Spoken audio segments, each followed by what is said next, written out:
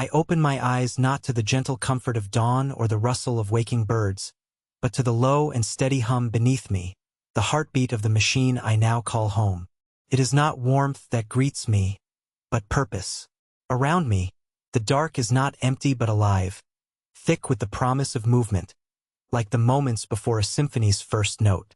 I inhale deeply, catching the subtle, metallic scent of gasoline and worn leather, a scent that no air freshener can ever mimic because it isn't just chemical, it's memory.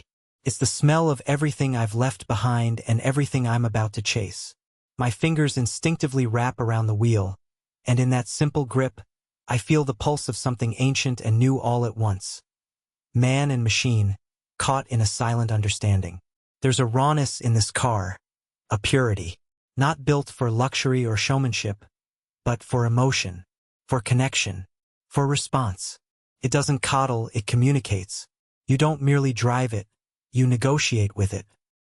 Every shudder, every pitch of the chassis, every crescendo in the engine's note tells you how it feels, what it needs, and what it can give you in return if you're willing to listen. And I am. God, I am. The road ahead stretches like a mystery unraveling, silent asphalt rolling out under the wash of distant streetlights that flicker like stars. There's no destination tonight, only forward. Only away. Behind me, the world I knew dissolves into shadow, schedules, expectations, history. Ahead lies silence, speed, and the slow unfolding of understanding. I twist the key, and the engine comes alive, not with a roar, but a high-pitched whine, a defiant call that says, I'm different. A rotary. Unlike any piston-driven rhythm, this is a circular heartbeat, smooth, fierce, and unrelenting. There's a poetry in how it spins, a rebellion in how it revs. The tachometer begins to climb and I ease onto the throttle, merging the quiet of the morning with the rising tone of power. The tires grip, the suspension tightens beneath me, and the first corner greets me with a whisper. The world shifts. I lean into the turn, not fighting the car but flowing with it, every motion deliberate yet instinctive. It is not just me moving through the world now, it is the world moving around me, bending, yielding, rushing past in blurs of shadow and streaks of light. I feel it in my chest, the throttle's demand for trust, the wheel's hunger for direction. I feel the balance, that razor's edge between grip and slide, between control and chaos. My heart races to match the RPM. The hum rises to a howl. I'm no longer a man behind the wheel. I'm a pilot in the slipstream of thought and velocity. Time doesn't pass here. It stretches and folds. 5 minutes becomes a memory and 1 second can hold an eternity. I shift again, the motion so smooth it's more muscle memory than intention. The gear slots home with a satisfying click, the engine responds with renewed vigor, and the road bends beneath me like it's leaning into. Listen. There is no fear, no doubt, only presence. My senses are dialed in, hyper-aware, the texture of the wheels stitching beneath my fingertips, the glow of gauges that remind me I am alive, the vibration through the seat that connects my heartbeat to the rotation of an apex-seeking soul. Each straightaway is a breath. Each corner is a prayer. Each rev a line of poetry written in combustion and courage. I'm not escaping. I'm becoming. Each kilometer I put between myself and the world I knew is a page turning in a book I never realized I needed to read. Out here, under the cloak of night, with the stars above me and the rumble behind me, I find clarity not in stillness, but in motion. I begin to remember who I am, beneath the names, the roles, the masks. A wanderer. A seeker. A soul who speaks the language of machines and silence. I do not know where this road ends, but I know that I was meant to travel it. Not someday. Not when everything is perfect. But now. This moment. This breath. This throttle. And as the horizon bends and the gears sing and the dawn whispers its arrival over the distant hills, I realize I didn't just start a drive. I started an awakening. And there's no turning back.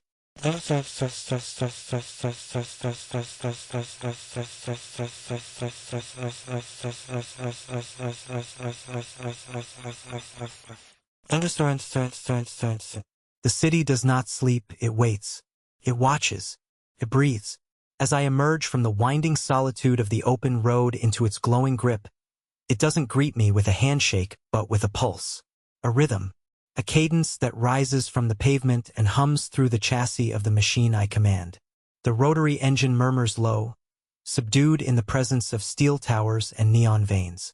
Buildings loom like monoliths from some ancient future, casting long, electric shadows that shimmer across the car's sculpted lines.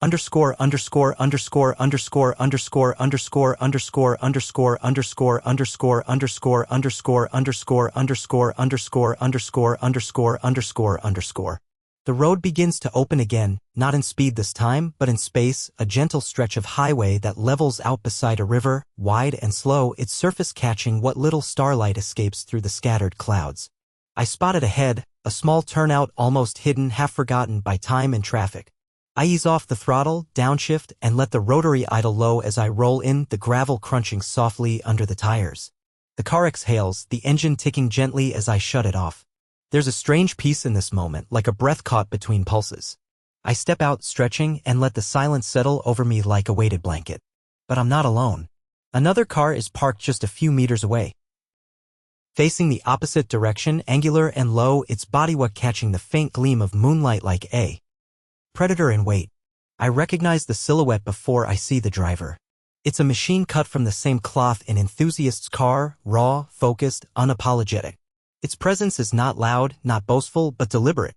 Whoever owns it didn't just happen upon this place, they were called here, like me. A figure steps out. He's tall, lean, helmet in one hand, gloves in the other. His eyes find mine, and for a moment we say nothing. There's no need. We've both just come from somewhere else, somewhere fast, somewhere deep. And now, like pilots landing on the same distant planet, we share a silence born of mutual reverence. He nods. I nod back. That's all it takes. We sit on the hoods of our cars, side by side, watching the river roll by beneath us, its waters whispering over stone and root like an old story being told in a language we forgot but somehow still understand. There's something different about car people like us. We're not racers in the traditional sense. We don't chase podiums or trophies. We chase moments. We pursue balance, symmetry, feeling. He speaks first, low and measured. You hear the road out here? I nod. I do. He tells me about his car, about the battles he fought to keep it alive, the nights he spent tuning the suspension by hand, the engine rebuilds done in small garages with bruised knuckles and YouTube tutorials. I laugh. It's the same story. Different language. I tell him about the first time I heard my engine truly sing, about the first time I nailed a downshift so perfectly it felt like poetry. He smiles. He knows that feeling. We talk for hours, not like strangers, but like old souls returning to a familiar frequency. No ego. No bragging. Just the pure, unfiltered joy of sharing something few people truly understand. He tells me he once drove 12 hours just to chase the sunrise through a mountain pass, not because he had to, but because he needed to feel something. I tell him I once got lost on purpose in a foreign country, just to see what kind of roads would find me. We laugh. Not because it's funny, but because we both know that kind of madness and we respect it. The cars sit quietly beside us, their metal cooling, their engines resting. But they are part of the conversation, too. They are not props. They are characters, equal members of this communion. I glance over at mine, remembering every corner it carved tonight, every breathless moment of grip, every heartbeat it made me skip. It's not just a machine. It's a mirror. And I can tell he feels the same. He runs a hand over his fender like he's patting a loyal friend. No words are spoken, but everything is understood. Eventually, the sky begins to change. Midnight giving way to early morning. The stars fading gently into a slow, steel blue hue. We both stand. It's time. Not because we've said all there is to say, but because we've said what matters. He reaches out. I shake his hand. It's firm, sincere, the kind of handshake that means something. He turns to leave first. We become the ink. Every movement must be perfect, not flashy precise. A misstep here isn't just embarrassing, it's dangerous. And I can feel the car working with me, speaking in that old mechanical language, slight understeer, gentle rotation, a tug on the wheel that says, more throttle now, a hum in the seat that says, we're close to the edge. The other car is still behind me, now tighter, pressing, not to intimidate but to elevate. We're no longer opponents, we're dancers in a shared performance, pushing each other to the edge not for dominance but for transcendence. And something changes in me. A deeper calm takes over. I stop reacting and start feeling. Each corner becomes a note, each straightaway a breath. I lead, they follow. I push harder. They answer. We drop into a long downhill right-hander, and I brake late, trail it in, feel the car rotate. The rear steps out just slightly, the tires whispering on the edge of adhesion, and I catch it with a feather of throttle.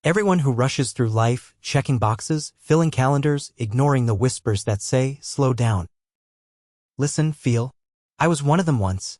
Maybe I still am some days. But not today. Not in this car. Not on this road. I reach a small bridge, its guardrails rusty, its path narrow. The tires roll over the wooden planks with a soft rumble, and I smile. It's not a spectacular moment, but it's mine. I glance at the fuel gauge. Still enough. More than enough. But even if it were near empty, I wouldn't feel panic. I'd feel grateful. Because every drop burned in this journey wasn't wasted, it was transformed. Into memories. Into lessons. Into presence. The road rises again, and I follow it gently to a crest that overlooks a wide, sweeping plain. I pull over. Kill the engine. Silence. Not emptiness, fullness. The kind of silence that has weight. I step out and sit on the hood, the warmth of the engine still radiating through the metal. The world feels paused. Held. Like a breath before a prayer. And I think back to how this all started, not with a plan, but with a pull. An ache to move. To feel. To understand something beyond words. I didn't need to explain it then. I don't need to now. Because this moment is the explanation. The clarity. The reward. I watch the sun begin to rise, slow and golden.